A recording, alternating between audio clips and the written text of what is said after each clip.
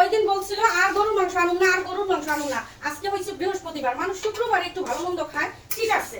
সে তো দেখি আজকে আবার গরুর মাংস নিয়ে আইছে। তো আমার রান্নার মালিক আমি রান্না করে দিব, ওনারা খাবে, ঠিক আছে। আমার সাথে কোনো প্রবলেম নেই।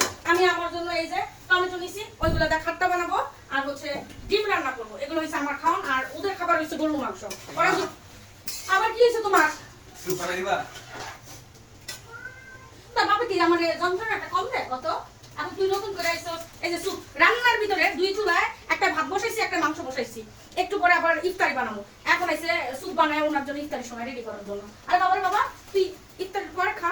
ইফতারির পরে তো এখন কেন আমার 2 চুলা খালি নেই, তুই দেখোস না? বিগ কোশ্চেনস নিয়ে রাখছি। এই আরো করো ইংলিশ মিডিয়ামে। এই যে জ্বালা, ঠিক আছে। গতকালকে হাঁটতে হাঁটতে পা ব্যথা, এই যে পায়ের ভিতরে একটা পট্টি বেঁধে রাখছে, সারা রাত সে ঘুমাইতে পারে না, পা ব্যথা।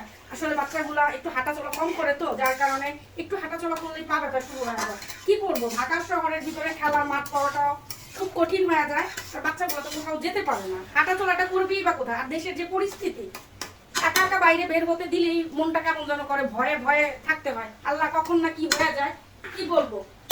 সবকিছু মিলে তো একদিক দিয়ে আসলে একদিক দিয়ে ভালো থাকলে আরেক দিক দিয়ে একটু প্রবলেম থাকবেই। তো যাই হোক, আলহামদুলিল্লাহ সবকিছু মিলে প্রায় 19টা রোজা, আজকে 20টা রোজা চলে গেল।